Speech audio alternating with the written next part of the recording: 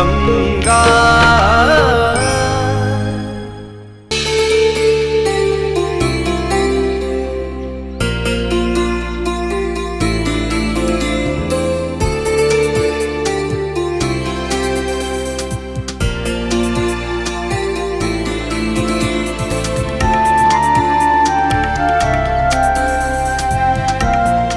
शिव, क्या हुआ?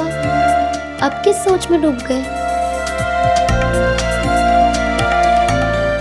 कुछ नहीं गंगा, मैं तुम्हारे बारे में ही सोच रहा था। तुम्हें ऐसा नहीं लगता जब से हम इस गांव में आए हैं तुम्हारे साथ अजीब अजीब हादसे होना शुरू हो गए हैं?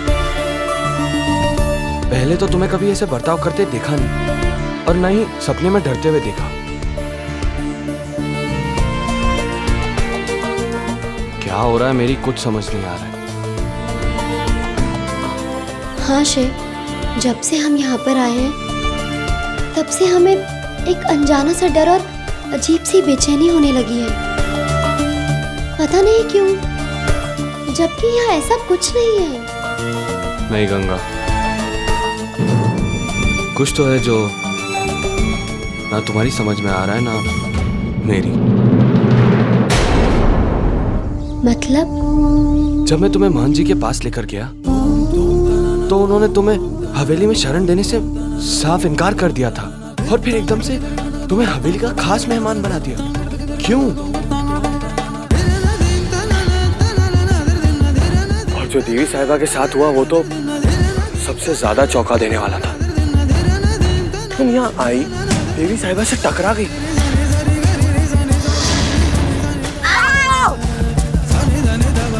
अगर और कोई भी ये करता तो उसे सबसे भयानक सजा मिलती, और वो तुम्हें भी सजा दे रही थी।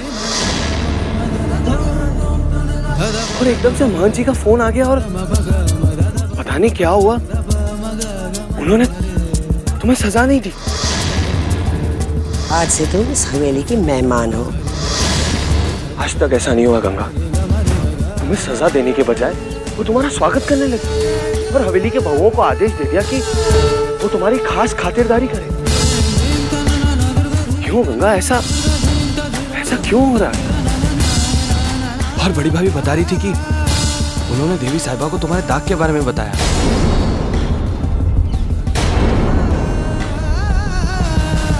जहां तक मैं देवी साहिबा को जानता हूं, ये सब जानने के बाद वो तुम्हें हवेली में रखना तो दूर, वो तुमको उसी वक्त हवेली से बाहर निकाल देगी। और फिर उत्तमा चाची तुमसे मंदिर में कुछ कहना चाहती थी।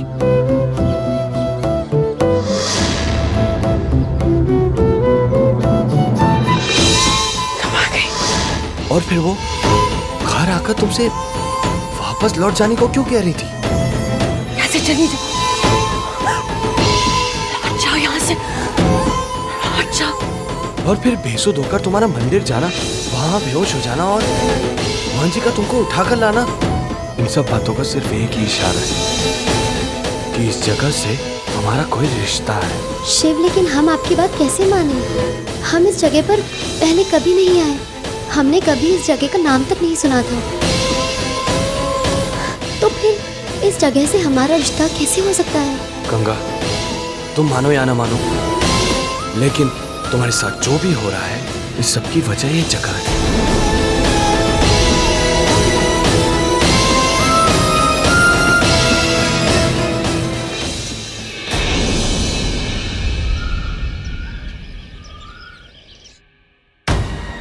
वो आ गई, आ गई वो, आ गई, आ गई।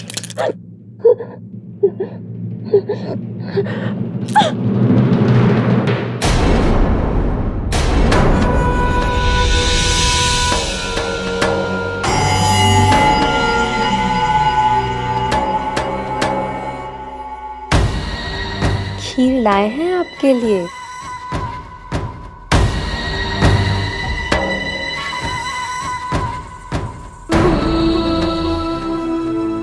चाची,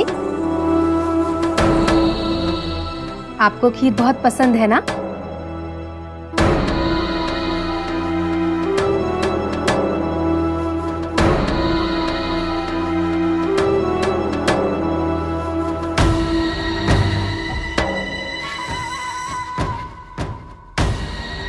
कैसी लगी खीर?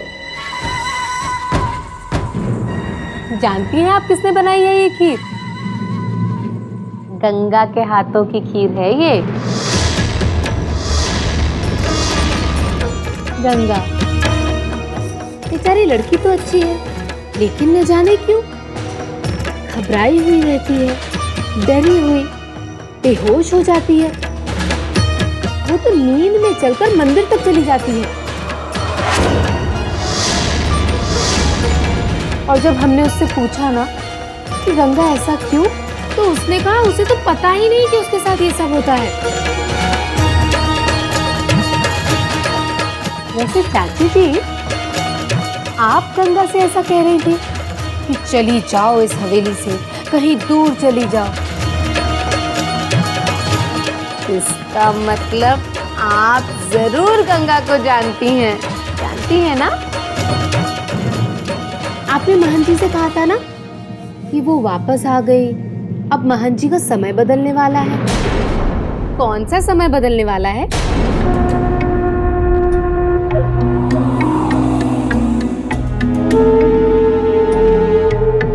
डरिए मत चाची, बाहर तो कोई भी नहीं है। गंगा के साथ ऐसा कौन सा राज जुड़ा हुआ है जिसके बारे में आप भी जानती हैं? हमें भी बताइए ना चाची जी, हम किसी से कुछ नहीं कहेंगे।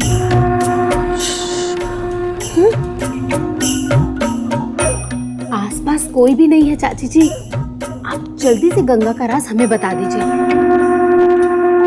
चाची हम कसम खाते हैं, हम किसी से कुछ नहीं कहेंगे।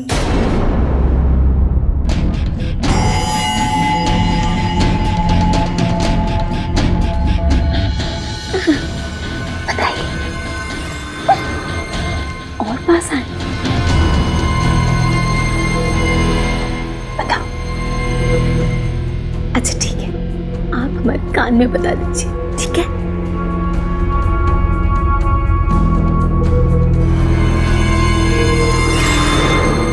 जल्दी बताइए ना, बताइए। खीर बहुत स्वादिष्ट बनी है, बहुत मजा आया।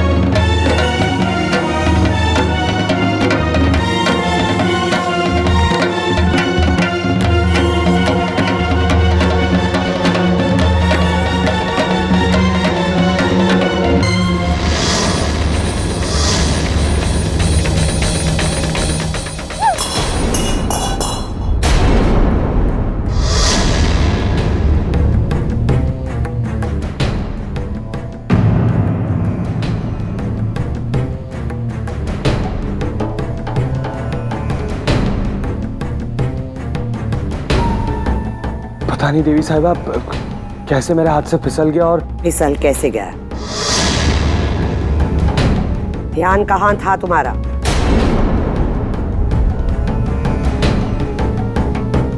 देख कर चल नहीं सकते? माफ कीजिए देवी साहिबा, दोबारा ऐसी गलती नहीं होगी। वो इसमें छोटी भाभी ने मोहन जी के लिए खीर भेजी थी, वो गिर गई, मैं दूसरे कटोरे में लेके आता हूँ। रुको शिव,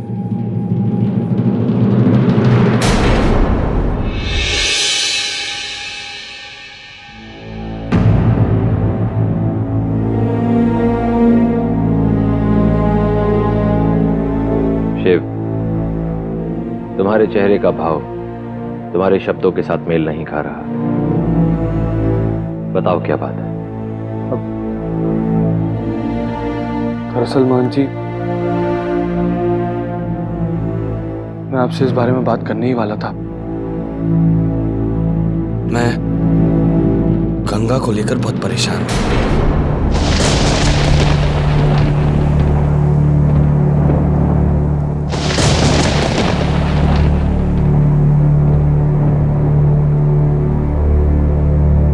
गंगा को लेकर? क्या हुआ है गंगा को? हाँ जी, ये बात तो आपको भी पता है कि जब से गंगा हवेली में मेहमान बनकर आई है उसके साथ अजीब अजीब हादसे हो रहे हैं। उसकी तबीयत खराब होती जा रही है और उसे डरावने सपने दिखने लगे। उसे हमेशा एक अनजाना सा डर सताता है। माँ जी, यहाँ आने से पहले अपने गांव में गंगा बिल्कुल स्वस्थ थी, वो बिल्कुल ऐसी नहीं थी। मैं गंगा को किसी वैद्य या डॉक्टर को दिखाना चाहता हूँ।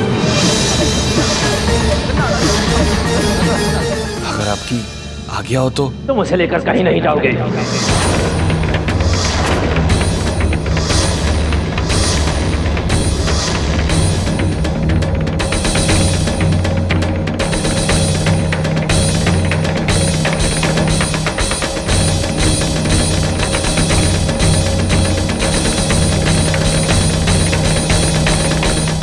मेरा मतलब है शिव कि गंगा अब इस हवेली की मेहमान है, इस नाते उसकी जिम्मेदारी मेरी है। तुम्हें उसकी चिंता करने की कोई जरूरत नहीं है। तुम गंगा को लेकर निश्चिंत रहो। दरअसल मैं खुद उस मंदिर वाले हादसे के बाद से गंगा को लेकर बहुत चिंतित हूं। इसीलिए देवी साहिबा की सलाह से गंगा के चित्त की शांति के लिए कल हवेली में एक हवन रखवा रहा हूं। देखना, एक बार ये हवन पूरा हो जाएगा तो उसके बाद गंगा बिल्कुल स्वस्थ हो जाएगी। ठीक है? हाँ जी, उम्मीद है गंगा के साथ होने वाले अजीब हादसे इस हवन के बाद बंद हो जाएंगे।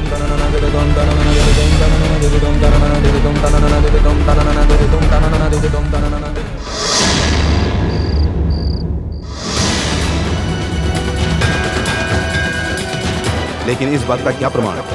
ये लड़की वही 20 वर्ष पहले वाली गंगा ही है जिससे तुम्हारा संबंध था। गंगा को उसके अतीत का उतना ही हिस्सा याद आना चाहिए जो हमारे हित से जुड़ा है। लेकिन दुर्भाग्य से गंगा को वो बातें याद आ गई है जो बातें याद नहीं आनी चाहिए। अब तो वो घटनाएं घटेगी जिसके बारे में तुम सोच भी नहीं सकते।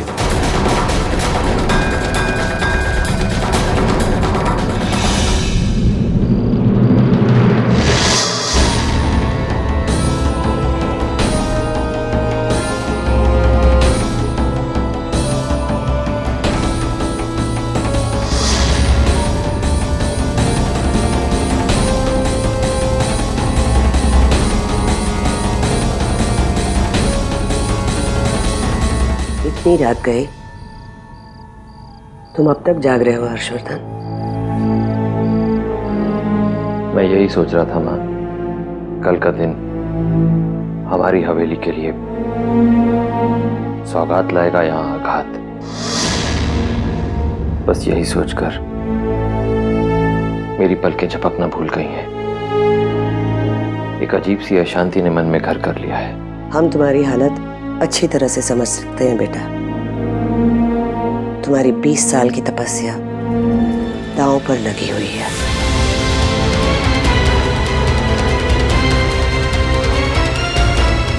सवाल मेरी 20 साल की तपस्या का नहीं है मां।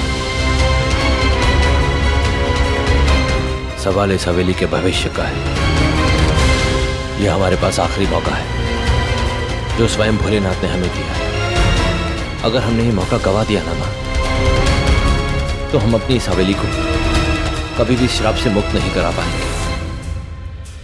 अब सब कुछ इस बात पर निर्भर करता है कि कल गंगा हमें पहचान पाती है या नहीं, और उसके मन में दोबारा हमारे लिए वही नफरत तो नहीं पैदा हो जाती।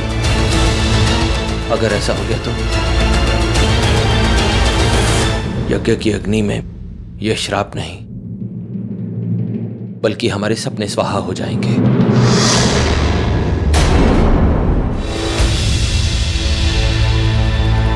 सिर्फ अच्छा सोचो हर्षवर्धन, कल सब कुछ वैसा ही होगा जैसा हम चाहते हैं। सच में आपको लगता है ऐसा हो पाएगा? लेकिन तुम्हें ऐसा क्यों लगता है कि कल गलत ही होगा? इंसान को उम्मीद का दामन कभी नहीं छोड़ना चाहिए बेटा। आप ठीक कहती हैं मां। अच्छा एक बात बताइए ना, उस दिन गंगा जब मंदिर से वापस आई तो उसने क्या कहा, क्या हुआ उसके साथ मंदिर में? उसे कुछ भी याद नहीं है। वो जानती नहीं है कि वो मंदिर कैसे पहुंची, तुम्हें कहाँ और कब मिली, कैसे बेहोश हो गई और तुम कैसे उसे हवेली में ले आए। उसे कुछ भी याद नहीं। अच्छा, जब वो वापस आई तो क्या उसके चेहरे पे कोई गुस्से के या नफरत के भाव थे? हाँ, वो थोड़ी परेशान जरूर थी। वो सिर्फ इसलिए क्योंकि वो समझ नहीं पा रही थी कि उसके साथ हो क्या रहा है और उसे कुछ याद क्यों नहीं है। और जब वो मुझे देखेगी तो उसे सब कुछ याद आ जाएगा।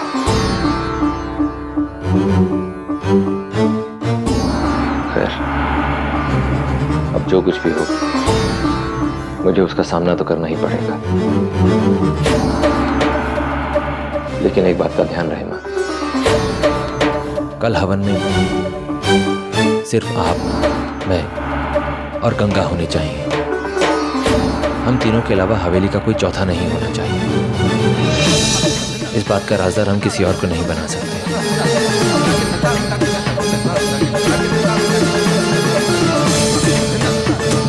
और फिर यज्ञ में मैं और गंगा एक दूसरे के आमने सामने होंगे और फिर देखना है कि उसे सब कुछ याद आता है कि नहीं। देख लेना, उसे कुछ भी याद नहीं आएगा। बहुत जल्द उसे तुम्हारी ब्याता बनाएंगे हम और इस हवेली को श्राप से मुक्ति मिल जाएगी। भगवान करे ऐसा ही हो मां। शुभ शुभ सोचो हर्षवर्धन। सब्र का फल हमेशा मीठा ही होता है और बहुत सब्र कर लिया तुमने।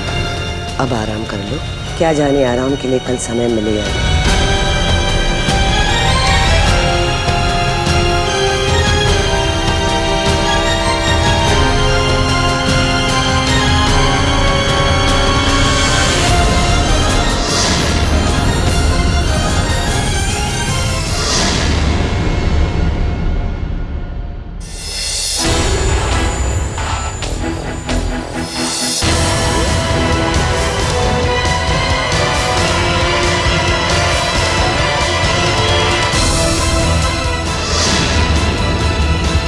इतनी रात के महंत जी कहाँ जा रहे हैं?